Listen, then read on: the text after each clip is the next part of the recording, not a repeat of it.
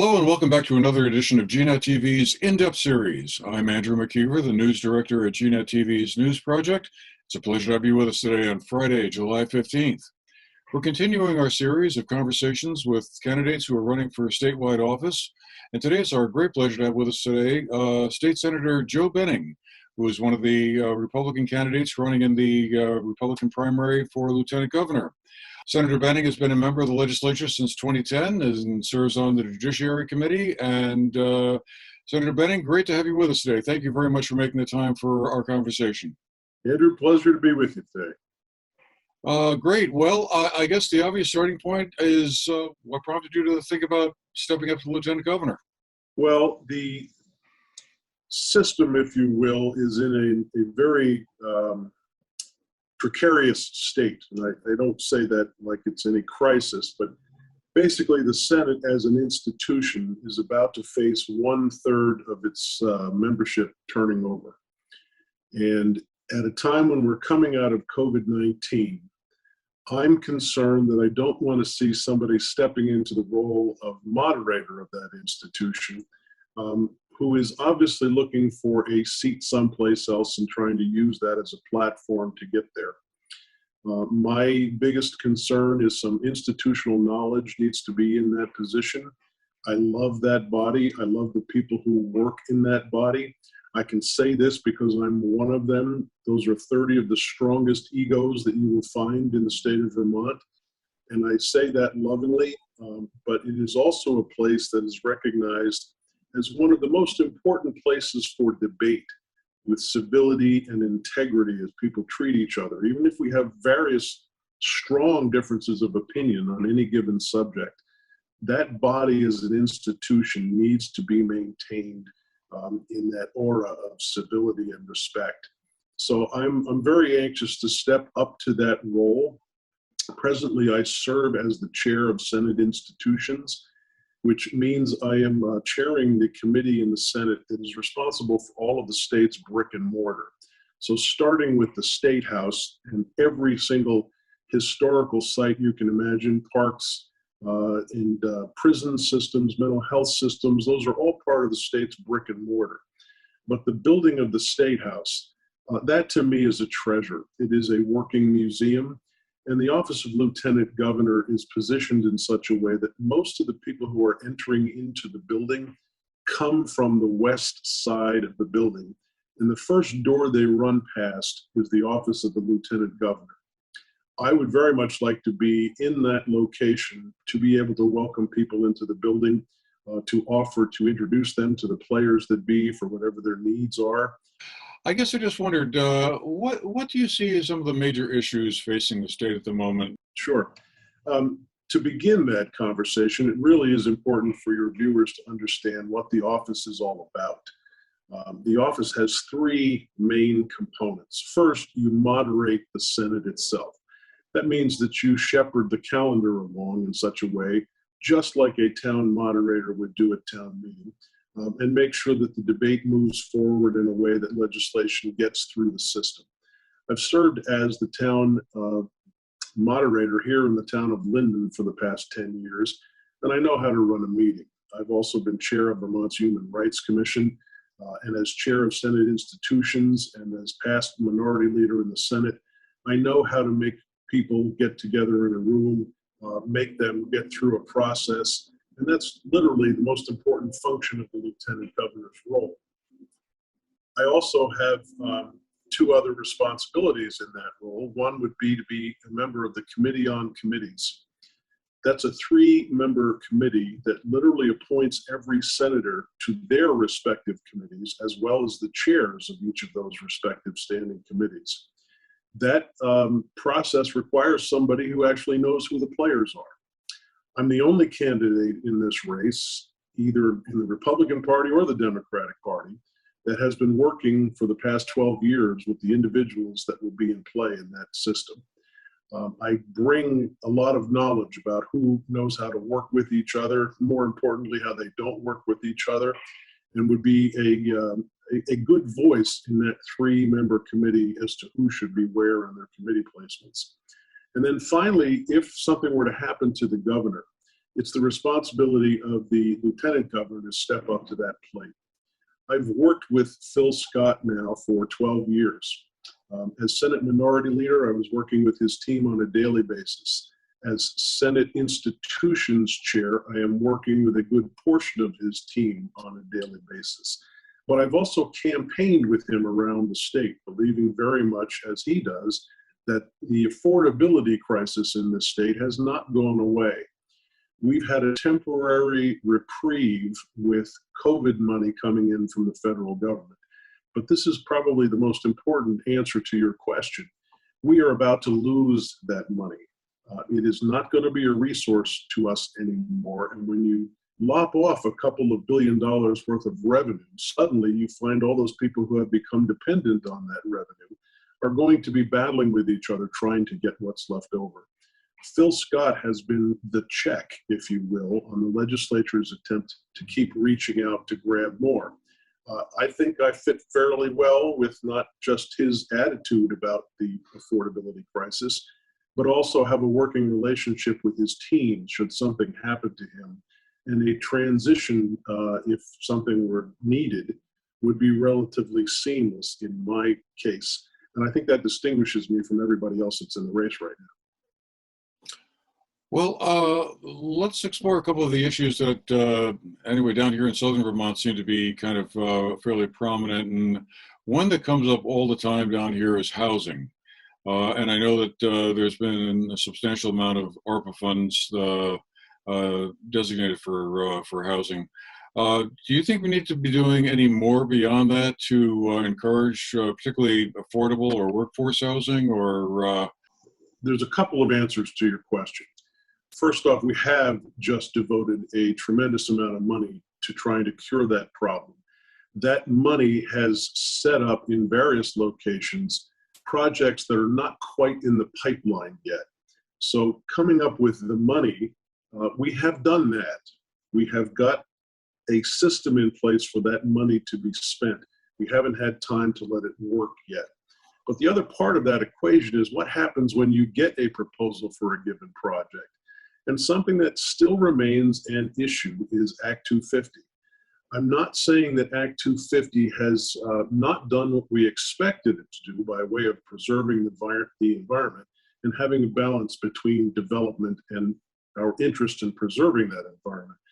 But what has been a problem for developers is they are not given a timely response to situations where, for instance, there needs to be an appeal.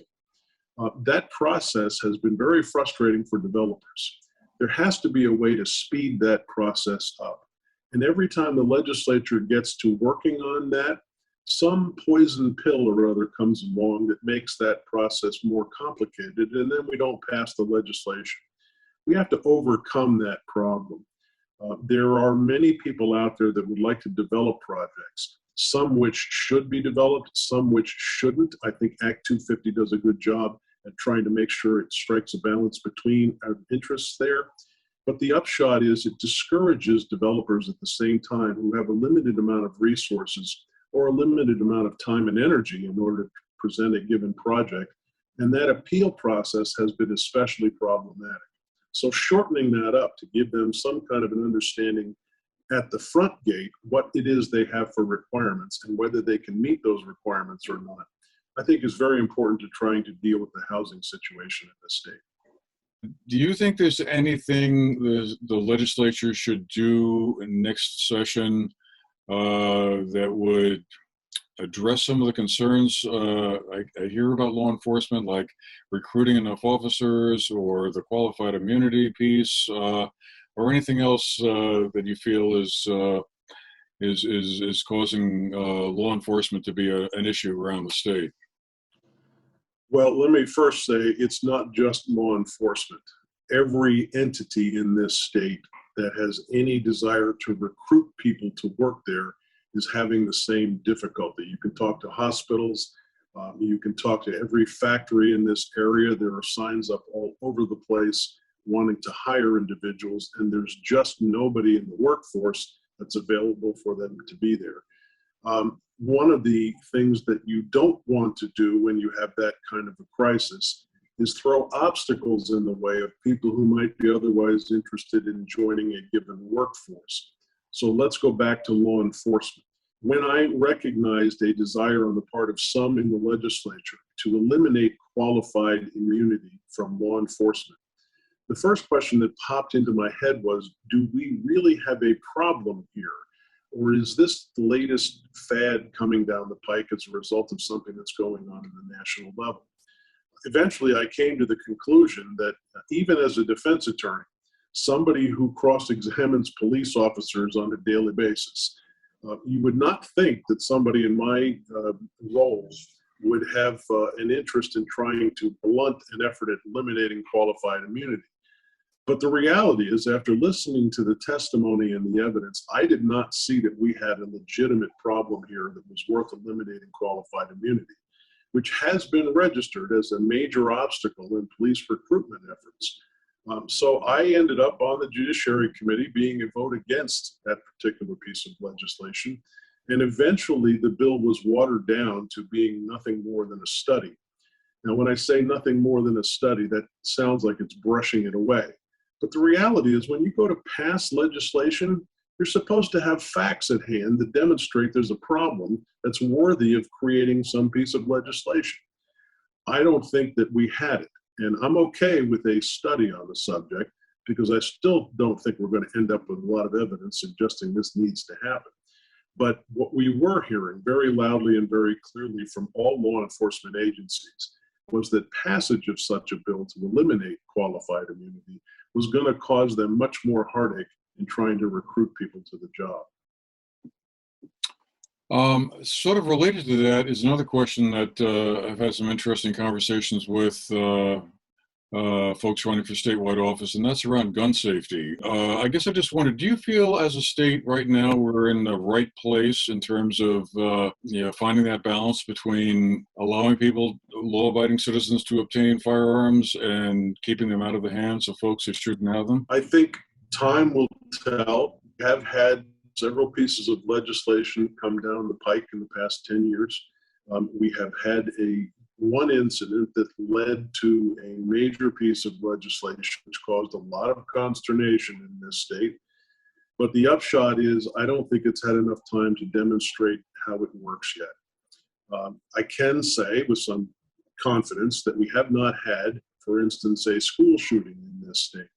It doesn't mean there aren't people out there that are threatening that. And that's another conversation to be had. But the immediate answer to your question is, right now, I think we have legislation enough to give it some time and see how things are working. There is another part to this conversation, however. I've become aware as I traveled around the state, I should pause to say, I'm not just one of those politicians who says he's traveled around the state. I've just completed the 251 Club tour of Vermont. So I have literally been in every town in the state since the last week in April. And I'm proud to say it appears that I'm the first politician on a motorcycle to have visited every single state and hung his campaign banner up. But the reason that I'm explaining all of that is you really have to travel the state and meet with people in virtually every town to get a good sense of what Vermont is all about. I have had a lot of opportunity to speak with people and bring up every concern imaginable. One of the things we have not done, and we need to do, is have a conversation with those people who are in the breeding ground, if you will, of people who become monsters. And I'm talking about young people. When I go to a high school classroom, I inevitably get the question, what are you going to do to keep me safe? And I've begun pushing back, and I have said to them, I'd like every one of you to pull out your cell phone. How far would I have to go in your cell phone's social media history before I find you disparaging some fellow classmate? How far would I have to go to find a conversation between several of you that is tending to isolate an individual in this classroom in such a way where they feel disenfranchised, they feel angry, and they are getting to the point where they are literally in a corner, feeling as if they are angry at the world. These school shooters are primarily young kids. I mean, they're 18, 17, 19 years old. Where are they coming from? They didn't just wake up one day and say, I'm going to go shoot up a school. They were bred into that monstrous mindset. And there are answers to the question about how that has happened. But we haven't asked the right people. I think it is very much high time that we bring young people into the conversation and have a discussion along with gun owners and those people who call themselves gun sense, and have a three-way conversation, because I think there is the possibility of developing curriculum that would address this at the level where those monsters are starting to be created.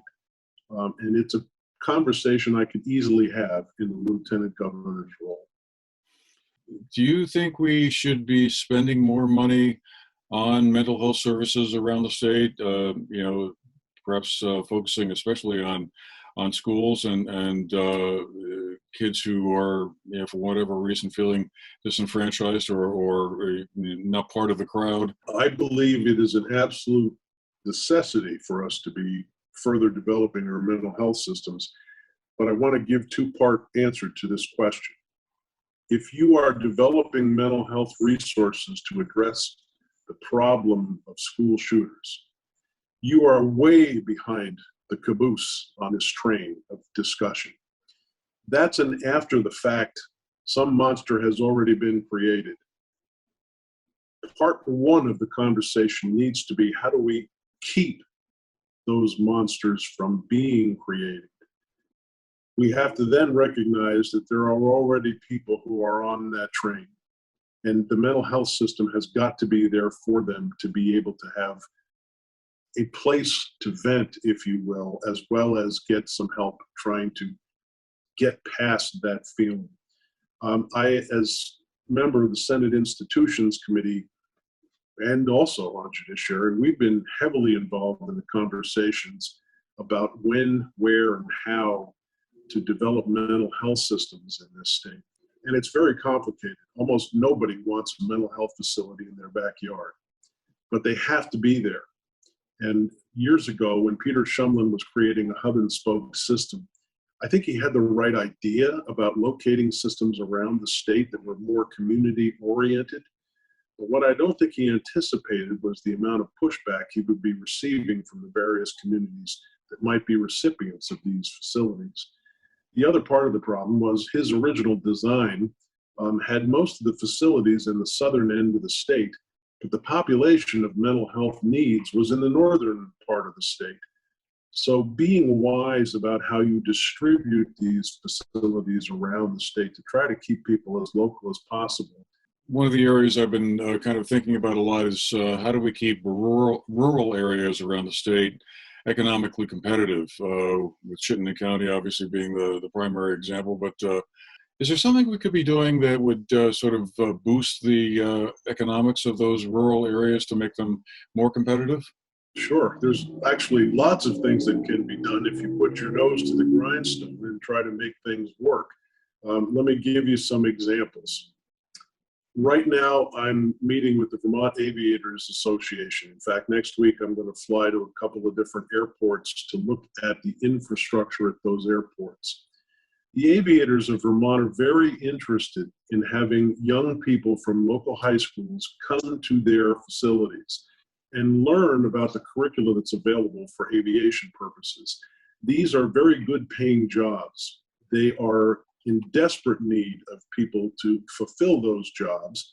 And at this point, there just hasn't been a network created at the local level. And all of our rural areas have airports. But the upshot would be you bring high schoolers in to the local airport with people who are capable of training kids and getting that spark of interest in them to try to make that work. This is just one way of trying to promote the very idea of keeping our rural areas healthy. Another part of that is you don't impose upon rural areas a requirement that virtually wipes out a large part of their daycare facilities. And what am I talking about? Well, about 6 years ago, the legislature decided it was going to impose on all daycare facilities a requirement that they have someone in the building that had an educational license. We knew as members of the Republican Party, the immediate impact of that would be we were not going to be able to get people to fill those jobs because they just weren't available. And when I say they, the individuals with licenses were not available in the rural areas of the state. So the famous line that we heard from the Joint Fiscal Office was, Essex County lost 40% of its daycare facilities, the rest of the state, 7%. Today on the news, I'm hearing one of my Senate colleagues suggest we need to create a new part of government, a new bureaucracy, if you will, in order to address this problem. That, to me, is the wrong approach. You don't mess something up and then come back and try to deal with it with more government. In fact, I think looking back, we should never have passed that to begin with, which is what the Republicans were arguing at the time. So that's another area that I would want to be harping on. It is important that if you're going to have people working in the rural areas, they've got to have the same support systems available to them, like daycare, that the more urban environments do. In the time we have left, I also wanted to touch on, the climate change question. The legislature this past session passed, and then the governor vetoed, and then the legislature was unable to override the governor's veto on the clean heat standard. If that's not or at least part of the answer to reducing carbon emissions around the state, what would be your preferred alternative on that? I think we have to be realistic about who we are as a state.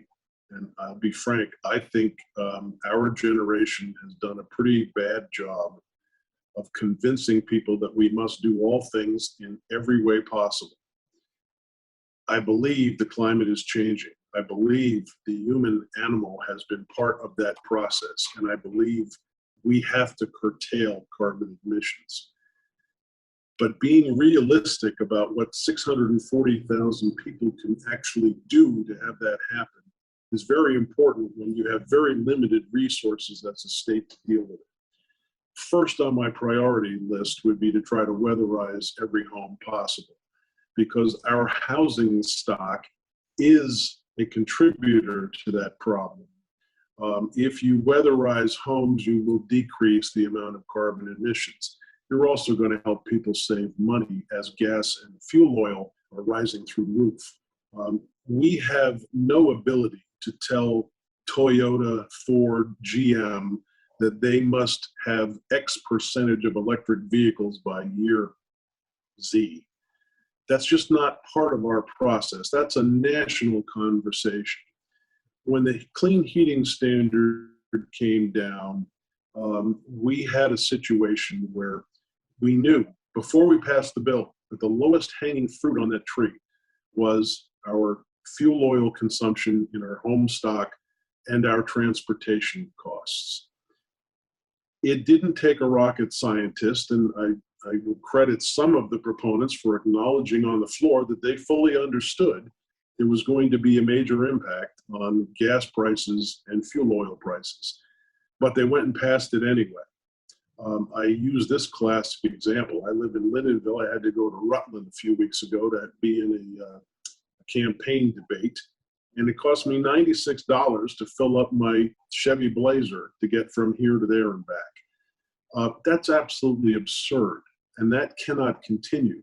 And when we have an entity in government that is not elected, but is making the call on what those prices will be for all intents and purposes, that's just unacceptable. The legislature ducked an issue it has responsibility for, and it did so with the best of intentions, but frankly was using the wrong tool to get to where we want to be.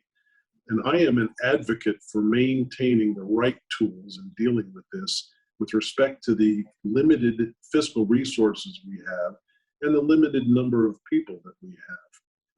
It's a long conversation, and I know we don't have a whole lot of time left, but it all boils down to using the right tools for the right objectives. We have about a minute or so left. I'm going to throw another complicated question at you. This is another question I've tried to address to several of the candidates I've spoken to, and that's the whole question around how do you think we get past the polarization and political division and lack of civil discourse that we're seeing? Because it seems to me the lieutenant governor position has a kind of almost a unique possibility to address both sides of the aisle and work try to work together. Something you see that we could be doing on that? Yes, speaking to each other. I've had a couple of situations where people have misinterpreted who I am and have, as a result, suddenly felt like they were alienated from me. And I literally invited them out to lunch or to dinner to sit down, break bread, and have a conversation. Last night, I was at a meet and greet in Charlotte, and I got asked the same question. How do we get back to being civil with each other? The answer is really pretty simple. We sit down and have conversations with people who are diametrically opposed to whatever social issue we happen to be talking about. And I will give credit to Philip Baruth, who is a person who, he and I have fought left and right on the gun issue all the way down the line. But on my first day in the legislature, it was his first day in the legislature. And as the veterans all got up and went about their business at lunchtime, they knew where they were going and what they were doing. He and I were sitting in the chamber, and he turned and looked at me and he said, "Hey, Benning, you want to go out to lunch?" Prior to COVID, we went out to lunch together every week, and that's over a 12-year period of time. And I think that is the key to having people get back together and be civil with each other. I think the lieutenant governor's position is a golden opportunity to foster that in the Senate itself. I was thinking on the way in this morning, what would I do if things got hot and heavy in the Senate? I think I would bang the gavel down and say the chair declares a recess and just let everybody walk out the door and have an off-camera conversation. And if necessary, pull a given senator aside and say, this body represents the most deliberative body in the state. You're part of that. We need to have you acting with civility and integrity. And if I can do anything to help in that process, including taking you out to dinner tonight to have a bigger conversation, I want to take advantage of that. All right. Well, hopefully there will be many others who will feel the same way. Well, we're going to have to leave it there for now, Senator Benning. Unfortunately, I think we could have as you said, a much longer conversation about all of these questions, but leave it there for today. And once again, thank you very much for making the time for this conversation. Let folks know if they want to learn more about me. It's joebenning.com. You'll find out everything you need to know. All right. Well, to all our viewers, thank you for being with us today. I hope you found our conversation interesting and informative. Joe Benning is running in the Republican primary for Lieutenant Governor. The primary, of course, will be held on August 9th, but you can vote now if you want. Early voting is underway. Just give your town clerk a call and you can get your ballot.